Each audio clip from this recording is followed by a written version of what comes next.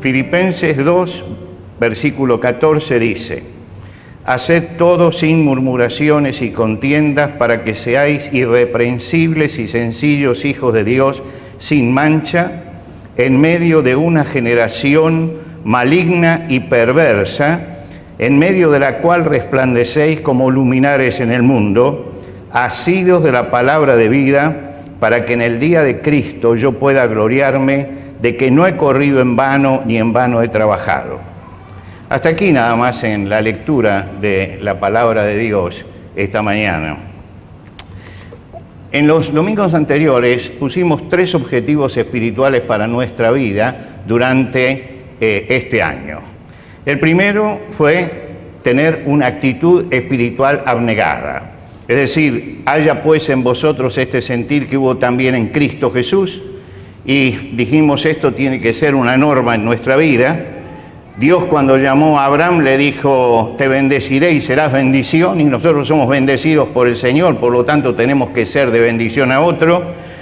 Nos tenemos que olvidar de nuestros deseos, de nuestros afectos, de nuestros dolores, de todo eso que constituye muchas veces la queja constante en la vida de algunos cristianos, para centrarnos en la bendición de otros.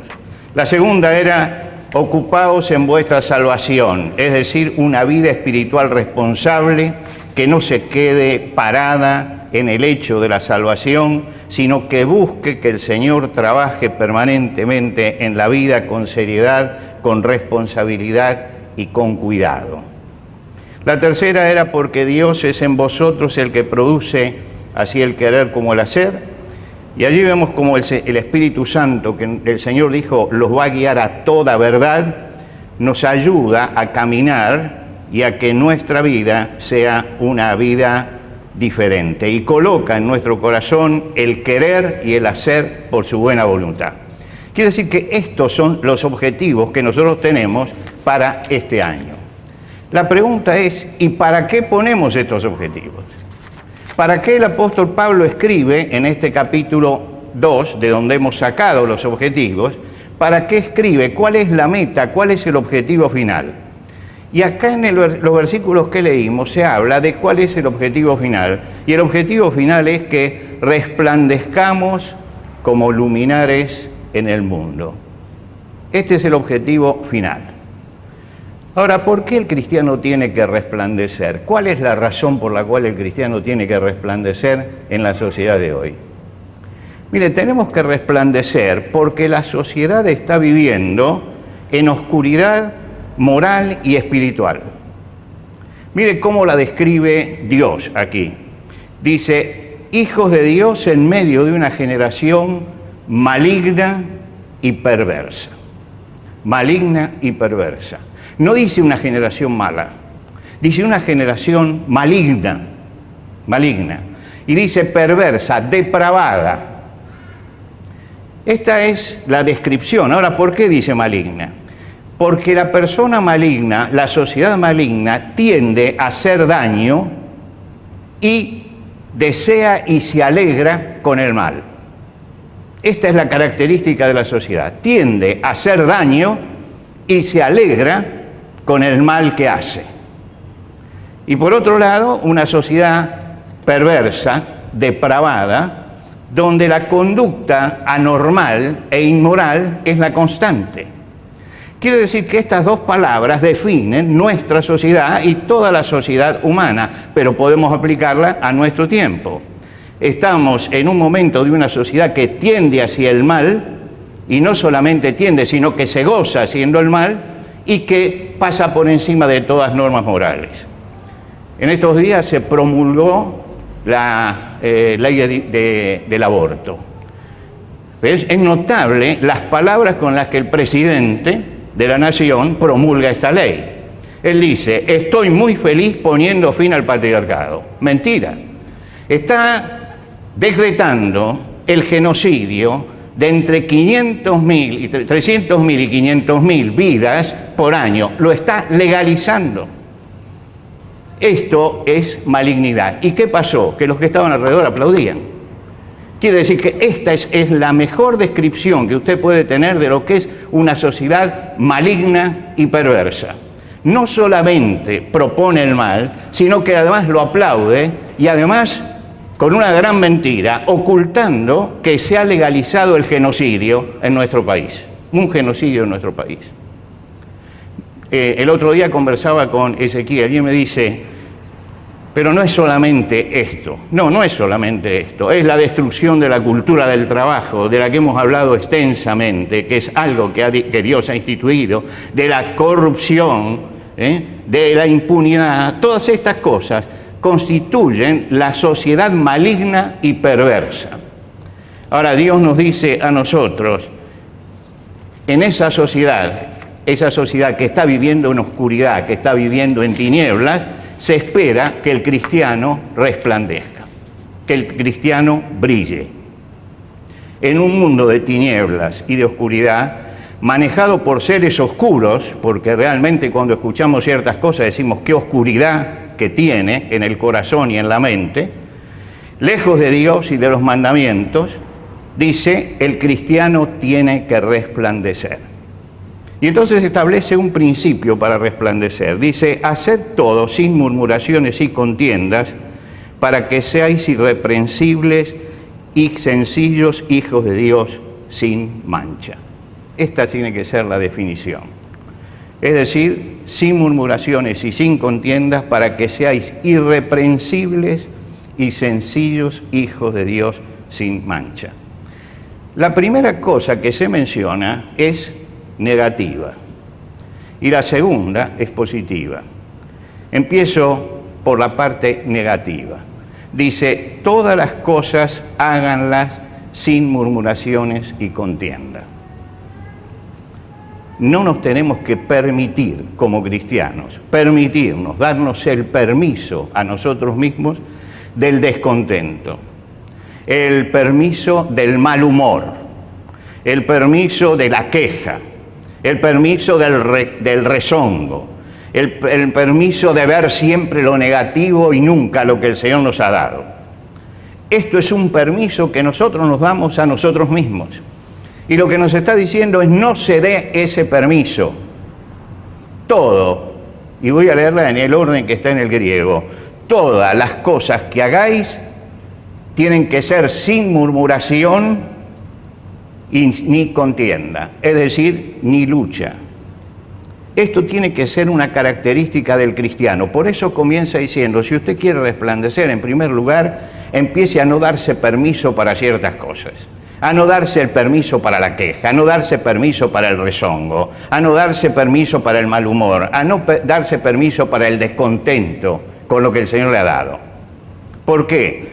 Porque si usted empieza a hablar de su descontento, entonces no puede brillar en un mundo donde el descontento, que produce descontento y donde el descontento es real.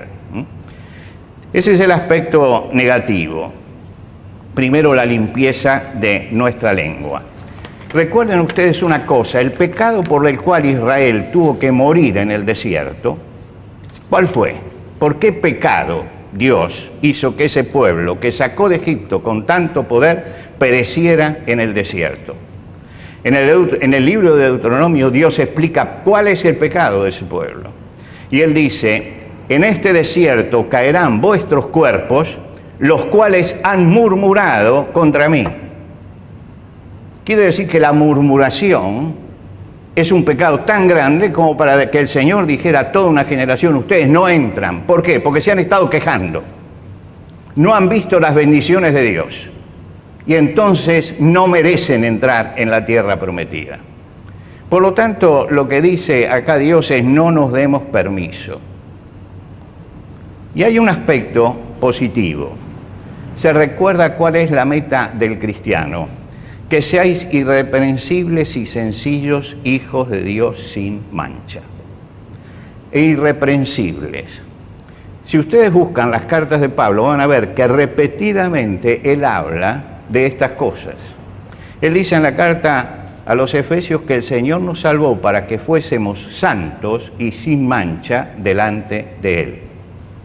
Al final de la carta a los Efesios, hablando de la iglesia, Él dice que fuese una iglesia que fuese santa y sin mancha.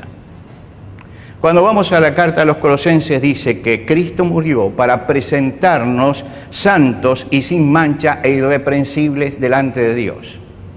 Ustedes pueden leer todo el Nuevo Testamento y van a ver que la meta del cristiano es esto, es estar separado del mal y vivir una vida que no pueda ser reprendida por nadie, irreprensible, sin mancha, sin nada que la enturbie. Y para eso tenemos que vivir en la luz, no podemos vivir en la oscuridad. Si el mundo está en este momento en la perversidad y en la confusión, el cristiano tiene que vivir la tranquilidad y la paz del Señor y dar testimonio de la luz en medio de esta generación. ¿Y cómo lo hacemos? Dice, asidos a la palabra de vida, asidos.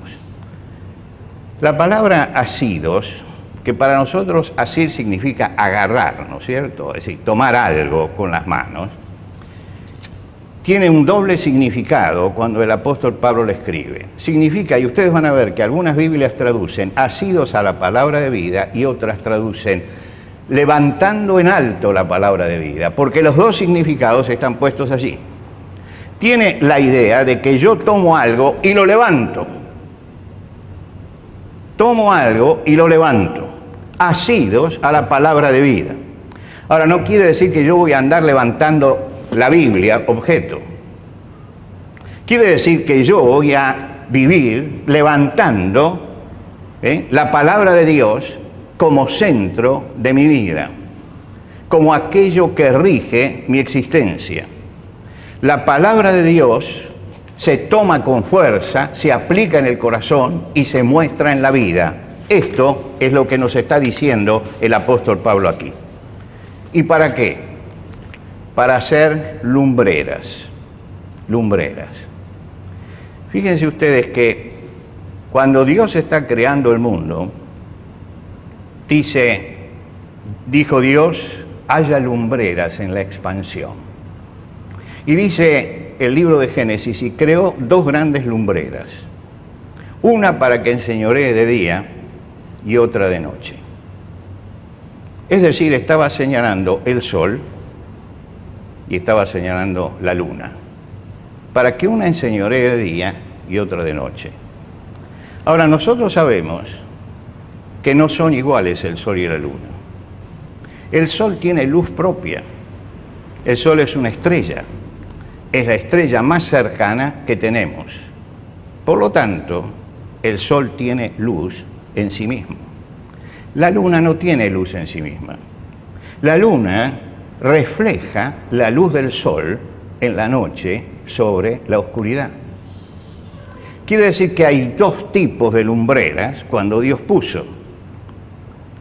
Es decir, una lumbrera que tiene luz propia, el sol, como una estrella, y por el otro lado la luna, que refleja esto. Mientras que yo leía este pasaje esta semana, recordé una historia que me contaban de niño, una cosa que sucedió en un pueblo, creo, de Inglaterra. Pasó esto. Dicen que había un niño que estaba enfermo y vivía en una de esas casas como las que tenemos hoy, donde cuando usted abre ve la pared del vecino. Vivía en una de esas casas y este chico estaba postrado y no lo podían mover de ese lugar. Y él veía que la luz del sol pasaba, se proyectaba sobre la pared del vecino, ¿no? Pero quería un rayo de luz para él. Y un día le dice a quien lo cuida, ¿cómo me gustaría que el rayo del sol pudiera entrar aquí dentro? Y la persona que lo cuidaba le dijo, mira, ni el científico más grande puede doblar un rayo de sol. Cuando el rayo de sol sale, va en una determinada dirección. Y estaba el hijito de esta señora escuchándolo. Y el hijito le dijo, yo voy a doblar el rayo de sol. La madre se rió y al otro día cuando fueron, había un rayo de sol que entraba en el lugar. Porque el chico se fue a la vereda de enfrente y con un espejo hacía que el rayo de luz penetrara por la ventana. Entonces él estaba doblando el rayo de luz y haciéndolo entrar en ese lugar. El rayo de luz venía del sol. Llegaba hasta allí en una dirección, pero sobre la base pulida del espejo, al tocarlo, el rayo del sol se desviaba. Ninguno de nosotros es como el sol, no tenemos luz propia nosotros, no tenemos luz propia. Pero a nosotros nos ha salido el sol de justicia, el Señor que dijo, yo soy la luz del mundo. Yo no tengo luz propia, pero si yo dejo que el Espíritu Santo pula mi vida, al pulirla, la luz de Dios toca mi vida y se proyecta hacia los demás. Y el objetivo del cristiano tiene que ser este justamente, que la luz de Dios se proyecte a través de una vida pulida por el Espíritu Santo.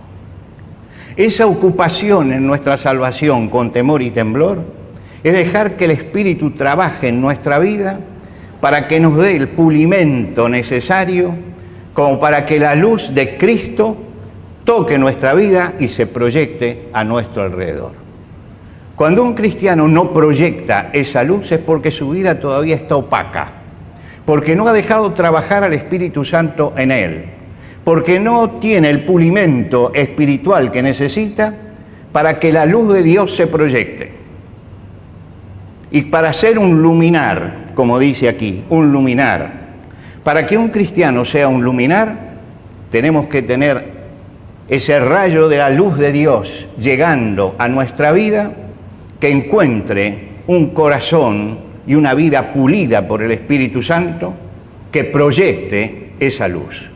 No llevamos luz propia, pero podemos proyectar la luz de Jesucristo a los que están a nuestro alrededor. Y no se trata, mi hermano, de hablar de Jesucristo, se trata de mostrar a Jesucristo. Cuando mostramos a Jesucristo, cuando dejamos que el Señor Jesucristo obre en nuestra vida, dejamos que el Espíritu Santo trabaje en nosotros, el brillo de Cristo empieza a verse en nosotros y somos luminares en el mundo. Y ese es el objetivo de la vida cristiana, que podamos ser luminares, iluminar, no con la luz propia, sino con la luz de Cristo reflejada en nosotros.